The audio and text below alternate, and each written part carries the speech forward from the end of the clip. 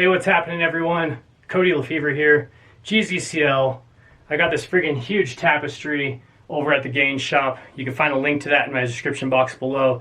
You can also get this design of my own creation, thank you, on a t-shirt. But let's not talk about this amazing background here. Let's talk about hitting 2 years of training every single day without a rest day. That's what I've recently managed to do. Those are the lifts you're gonna see in this video. I really didn't have a plan for that session on these milestone days like 100, 200, 365, now 730 sessions for being 2 years straight without a rest day. I haven't had really plans set in stone. I didn't think ahead, I guess, long enough, assuming that I was going to get to that position, to get to that day and say, well, I'm going to hit this and this can be my goal weight. A lot of this has just been saying to myself, I'm going to wake up, I'm going to train, nothing's going to stop me unless it's some act of God. And if that's the case, then God willing. But I'm going to do my best to get in the gym and enjoy this space that I've got here for myself. And when I've gone on vacation, just twice, train even there on vacation. What happened on the 2-year anniversary was I just asked my wife, what should I do today? It's been 2 years, 730 days. I don't really have a plan, and she just quipped to me kind of off the cuff, do 2 of everything. And well, you know, 2 of everything would be like every movement I could think of in my head. That's what came to mind, and that's a lot of movements. So instead of doing that, I did 2 rep maxes on 7 movements and then 30 repetitions on my infinite rope pull down machine. That'd be 7 and 30, 730. You get it, you're smarter than me. The 2 rep maxes were all in that medium to hard range. I did have some that I marked as medium, but after reviewing the footage, I was thinking to myself, like, man, that's probably easy. I need to be a little bit harder on myself here. I did have one that was easy. I think that was the weighted dips that I did. Marked that as easy because after the pressing and then the benching, I got to the bench, I hit 245 for a 2 rep max on close grip. That's all I'm doing now.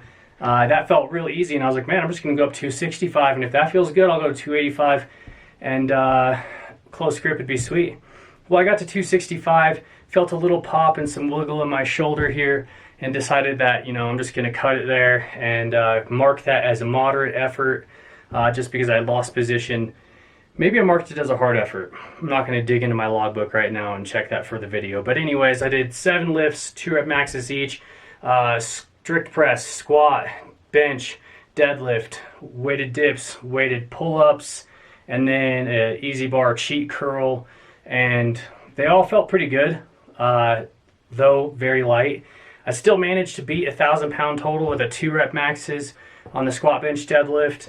Squat a lot lighter than I was hoping. I was wearing a belt for that attempt, and I haven't been wearing a belt a lot lately, and that did kind of get me out of position in the hole. Maybe just the setting too tight or something. I'm not exactly sure. I just called it quits at 365. Said that was going to be my lower level limit, and if it wasn't totally perfect, then I wasn't going to go up. Trying to maintain some limits that I set for myself just to steer clear of injury. I had an injury last year, set me back big time. I still managed to train every day, but I didn't get as strong as I would have liked across 2020. However, that being said, I maintained some reasonable strength on my pet lift, which is the strict press. I've been trying to work on that over these last 2 years. Historically, that's been my worst lift. I managed to put up 225 years ago. I think it was 2014, and it went up pretty hard. I think I did it one other time than that, but it was always so hit and miss, and it was like when the stars were aligned, just a perfect day, and I could get the strict press at 225, and I was heavier. I did 235 as an all-time PR at the end of 2019, just shy of training for a year straight. I managed to hit a 1 rep max PR on the strict press, and now I'm still capable of doing 200 pounds for a 2 rep max, and you know, I maybe could have done it for a 3, and right now I'm walking around like 175, maybe 180 pounds on a heavy day.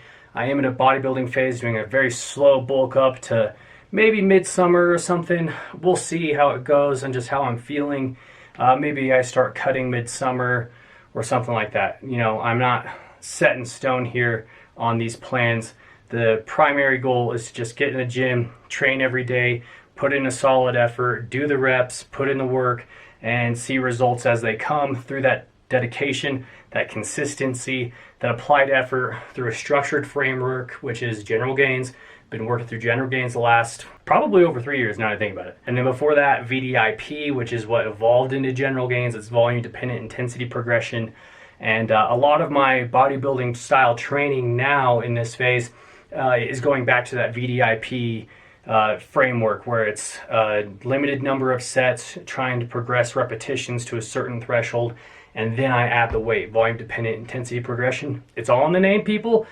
Just like general gains, we're talking about general goals and gains on whatever your goal might be, whether that's strength or conditioning or gaining size and aesthetics, endurance, these kinds of things. And I'm not talking about like cardio endurance. Like, I'm not a runner, so I'm not talking about that. I'm talking more about like strength endurance. So let's not confuse things here. General gains, it's not going to be a book that's got a whole section on running. That's not my style. It's all going to be about lifting weights and how to achieve different goals through lifting weights. And I feel like I've done exactly that in these last 2 years. Like when I hit my PR on the pause squat and the strict press, those were all-time PRs that I hit. I literally squatted and pressed my way every single day without a rest day. I did those same 2 movements with some undulation in the intensity or the volume, maybe in the variety of doing like a pause or a longer pause or whatever that is. I did that for, 2 months or something like that, maybe a touch more than 2 months.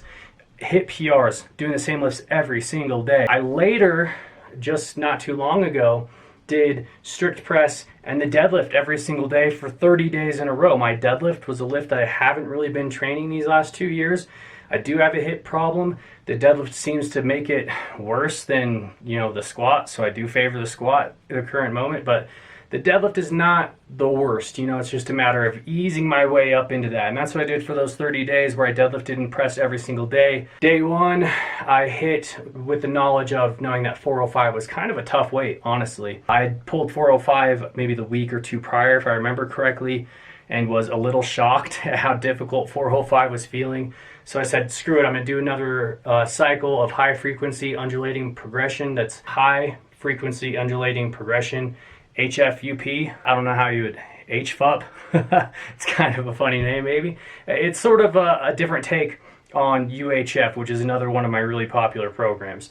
So I did HFUP for the squat and the press, saw good results. I figured I'd do the press and the deadlift. And in a span of 30 days, deadlifting by some variety, some variation for 30 days straight, the deadlift went from 405 pull that was kind of tough to pulling 500 pounds. Now, I've pulled 500 pounds before. I've pulled it for reps before. But honestly, my deadlift is not the lift that I'm strongest at. It was back when I was competing in powerlifting. But right now, in this current moment, it's probably one of my weaker lifts, maybe even weaker by relation than my bench press. Even though I'm not training a whole lot of bench, and I'm only training the close grip bench, that's just a function of the historical lifetime injuries. Finding the movements that work best for me allowed me to train consistently. I don't pull sumo anymore because of my hip. I started pulling sumo early in my powerlifting career. That ended up not working out that good. So all my pulling is done conventional now, and I do feel pretty good about taking a 405 pull up to 500 pounds in a span of 30 days, training that lift every single day. I probably could have kept going, but honestly, I was getting a little bored, getting a little bit beat up, because just there's probably no way around it. Deadlifting is going to make my hip hurt a little bit more than I would like it to. I probably should see a physical therapist way more often, or maybe consider like stem cell therapy, fly my ass to Panama, get some injections on the cheap and the low, and then like smuggle those stem cells, Panamanian stem cells, back into America inside my body. You know how this travel medicine works. It's just a lot cheaper. Enough talking. Let's just cut to the footage of 2 rep maxes on 7 movements. They're all going to look like I could have done a lot more. I probably could have. Maybe sandbagged it a little bit that day, playing it maybe a bit too safe. But that's a win that I'm going to take. The other win that I got out of that was just seeing myself on footage hit these lifts and think afterwards like, you probably could have done more. Kind of an eye-opener. Definitely showed me how much I do love training heavy. I've been doing this bodybuilding style phase now for like 2 months or whatever, not hitting the heavy lifts as often as I would like to. just because that's how my training's always been. So I don't know. I'm thinking I'm still going to hit some heavy lifts every now and then, but stick to more like maybe an 80-20 bodybuilding, powerlifting split. I don't know. Let me know what you think I should do in the comments box below. I appreciate all of your support. You liking these videos, sharing these videos, definitely commenting, buying merch at the merch shop like this amazing GZCL t-shirt and this massive tapestry. You can get them in smaller sizes and in t-shirts. I hope you liked the video. If you got questions about training for 2 years every day, put those in the comments boxes below. If you got questions about general gains or my training framework, systems, whatever in general, put those in the comments box below. Give me some ideas for videos. As you can tell, I'm resurrecting the channel, so all of your support and help is greatly appreciated. Thank you so much.